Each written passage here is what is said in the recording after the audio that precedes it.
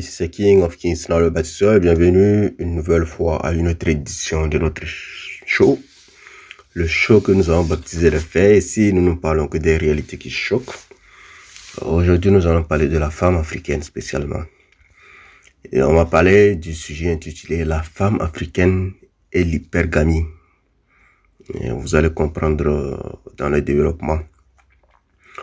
Oui, l'hypergamie. L'hypergamie, c'est cet instinct-là qui pousse la femme à toujours rechercher ce qu'il y a de meilleur sur le marché des relations amoureuses. C'est l'hypergamie qui la pousse souvent à croire, à espérer à un amour à distance. Ici, quand je parle de distance, je pointe bien sûr les gars qui sont en Europe ou aux USA. La femme africaine généralement néglige les hommes de son pays au profit de ceux qui sont en Occident, avec espoir que ces derniers rentreront les épouser et les amener vivre avec eux. Ce qui arrive souvent, la plupart du temps ça arrive. Je crois même que c'est d'ailleurs le pourquoi elle continue toujours par espérer, parce qu'il y a eu beaucoup de cas.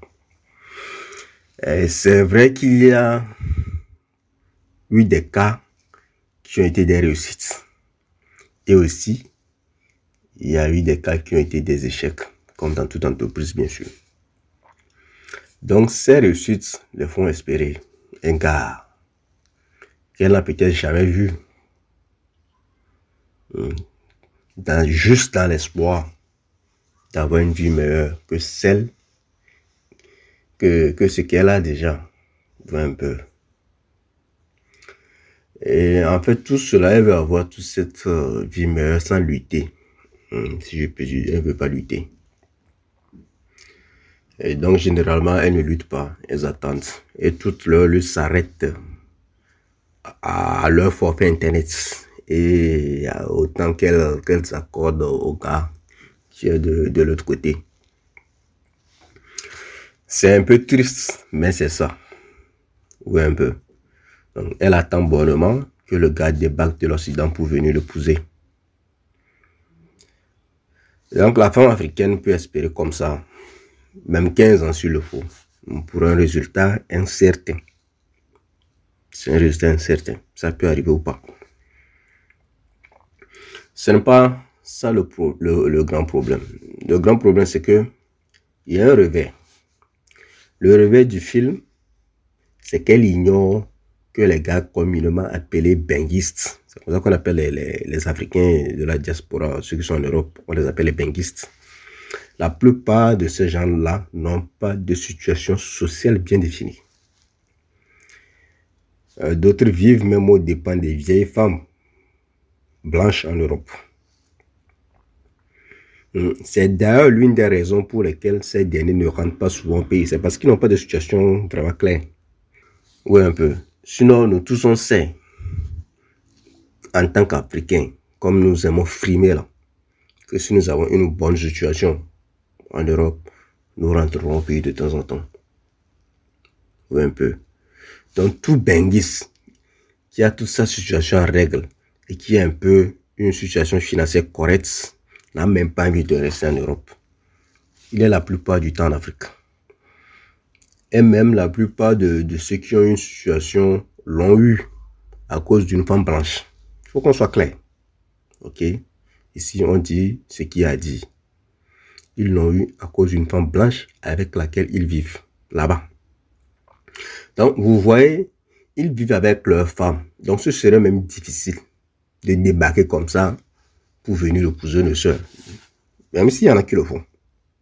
Oui, un peu. Mais ce serait toujours difficile parce qu'ils ont déjà une femme dans leur vie qui est la femme blanche. Peu importe qu'elle soit vieille ou pas, c'est un choix qu'ils ont fait, donc ils vont l'assumer. La vieille femme ne les a pas forcés. C'est un choix, donc ils vont assumer leur choix. Oui, un peu. Donc moi, mes soeurs africaines pensent que le monsieur là, qui vit là-bas, avec une femme blanche, peut juste quitter sa femme comme ça, pour venir en Afrique les épouser. C'est un vrai rêve, quoi. Hein? C'est un vrai rêve. Ces derniers, la plupart du temps, rentrent seulement, souvent en décembre. Souvent, c'est en décembre qu'ils rentrent. Pour une période de 3 semaines. Généralement. Une période de 3 semaines. Parce que souvent, c'est dans ces périodes-là qu'on donne le congé. Donc, ils viennent chicoter nos soeurs et puis ils repartent. Parce que le VAGIN noir leur manque. C'est pour ça qu'ils descendent. Vous voyez un peu. Et puis, étant là-bas, ils n'ont pas vraiment cette liberté-là de pouvoir faire tout ce qu'ils doivent faire de chicoter de gauche à droite. Donc, ils ne peuvent pas se donner ce genre de plaisir ou ce genre de fantaisie. Donc, qu'est-ce qu'ils font? Ils vont économiser un peu d'argent et puis vont débarquer en Afrique en décembre pour assouvir tous les besoins. Tous les fantasmes seront assouvis. Et les gens diront, est-ce qu'il n'y a pas de VAGIN noir en Europe ou bien aux USA? Bien sûr qu'il y en a. Il y en a énormément. Mais seulement que ça frime trop là-bas. Les VAGIN noirs là-bas sont des denrées rares. Et même s'il y en a, ça frime, ça bombe le torse, ça fait trop le gros dos. Oui, un peu.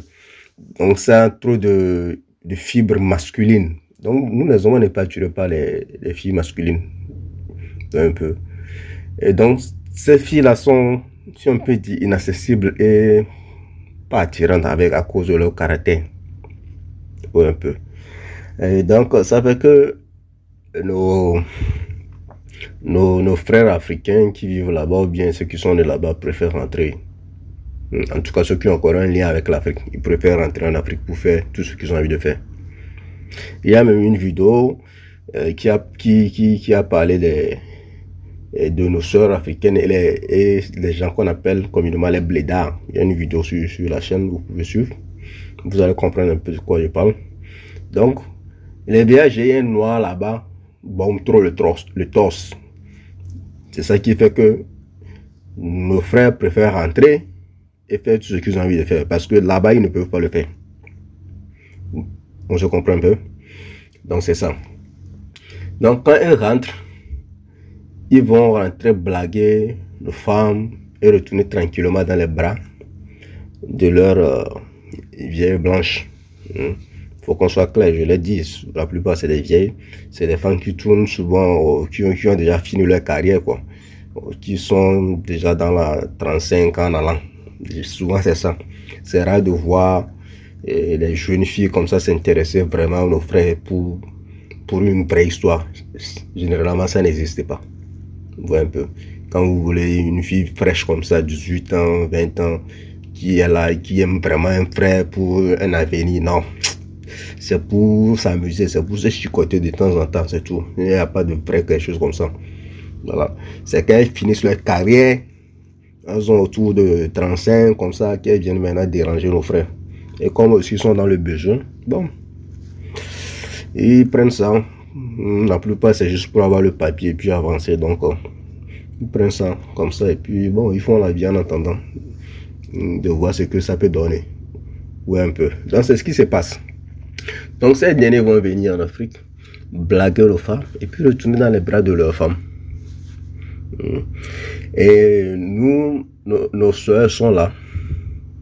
Elles pensent que, bon, quelque chose s'est passé parce que le gars, il a amené quelques euros. C'est l'hyper Gavien qui fait tout ça. Il a amené quelques euros, les blaguer sur leur famille et puis bon, basta. Pourquoi les gars retournent là-bas? S'ils ne retournent pas dans les bras de leur famille, ils ont envie de rester, mais ils ne peuvent pas. Ils ont connu une douceur ici qui les empêche de retourner. Mais ils sont obligés de retourner parce qu'ils vont aussi perdre leur statut s'ils ne retournent pas. Un peu. Il y en a même des frères qui dotent les femmes africaines, les déposer en Afrique et puis ils partent en Europe vivre avec leurs blanches. Et ils vont revenir pendant les 3 semaines de vacances, de congé là. Ils vont doter la femme pour un éventuel mariage. Mais après tout, ils vont retourner dans les bras de leur femme. Un peu. Et nos soeurs attendent avec l'espoir de les rejoindre un jour ou que leur homme revienne un jour avec une fortune et ils vont vivre heureux comme dans Disney World, quoi. Un peu. Dans Disney World, tout est rose. Alice au pays des merveilles. C'est comme ça qu'un rêve. Et vous voyez, le vrai nom de l'Africain, c'est l'espoir. Je vais vous expliquer pourquoi je dis ça. Le vrai nom de l'Africain, c'est l'espoir parce que c'est seulement l'Africain qui peut penser qu'un éléphant va passer à travers une aiguille, une petite aiguille. L'Africain, lui, il a cette foi-là. Vous comprenez pourquoi c'est les Africains qui sont les gens qui sont beaucoup plus dans les religions? C'est à cause de l'espoir.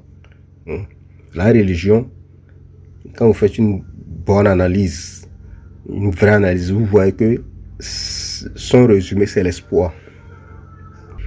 Ouais, chez l'Africain, quand on lui dit qu'il y a un projet qui a 0,0001 ou bien 0,000 une chance de réussir, avec l'espoir, ils vont s'investir dedans. Ils vont vous dire que chacun a sa chance. C'est comme ça que l'Africain fonctionne. Oui. Est-ce que vous ne voyez pas que les Africains continuent toujours pas à prendre les bateaux pour aller en Europe? Et pourtant, les gens meurent tous les jours, non? C'est à cause de l'espoir. Ils ont ça. Ça, c'est seulement chez les Africains qu'on peut trouver ce genre de choses. Ça n'existe nulle part. Un peu. Donc, c'est le même espoir là que nous serons. Oui, un peu. Donc, même si les chances sont petites, elles ont cet espoir-là. Et puis, elles vont attendre. Elles attendent ces benguis. Mais ne pensez pas qu'elles attendent sans coucher de gauche à droite, hein, quand même. Il y en a. On ne va pas quand même les mettre tous dans le même panier. Il y en a celles qui sont vraiment sérieuses. Elles attendent leur benguis. Parce qu'elles ont déjà fait le film dans leur tête. Elles attendent. Mais la plupart n'attendent pas le benguis bonnement comme ça. Elles se font chicoter de gauche à droite. Moi, je vous dis la vérité. Ouais, un peu. Je vous dis la vérité, je ne veux pas rentrer dans ma vie personnelle. Si un jour c'est possible, je le ferai. Mais elles chicotent de gauche à droite en attendant que le gars la descende. Oui, un peu. Donc, elles grattent quelques miettes qui leur croisent le chemin. Donc, c'est comme ça qu'elles fonctionnent. Donc, c'est ça qui fait que vous allez voir que c'est tellement difficile pour nos soeurs de vraiment apprécier une relation avec un frère en Afrique. Elle n'arrive pas à le faire à cause des benguis. Ou un peu.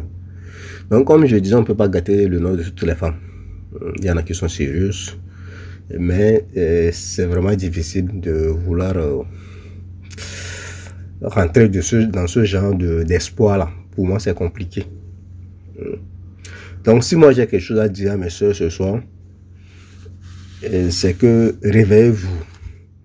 Je sais que vous voulez une vie meilleure, mais battez-vous vous-même avec vos hommes au pays.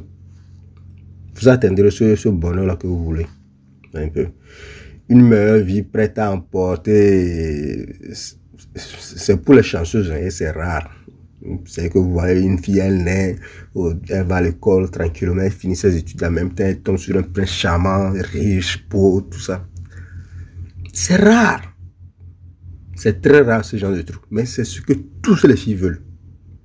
Et le gars qui va lutter, il a beaucoup d'argent, il revient, il a déjà un immeuble géant comme ça en Afrique. Tout est rose, la piscine, l'argent, les voitures. Voilà. C'est le rêve la main qu'elles font. Oui, un peu. Et ça, c'est les chanceuses qui ont ça. C'est ce que nos soeurs refusent de faire avec nos frères en Afrique. C'est la même chose que les filles blanches font avec ces derniers en Europe. C'est-à-dire qu'elles se sacrifient pour eux. Elles croient en eux. Elles les encouragent à avoir une vie. C'est ce qu'elles font.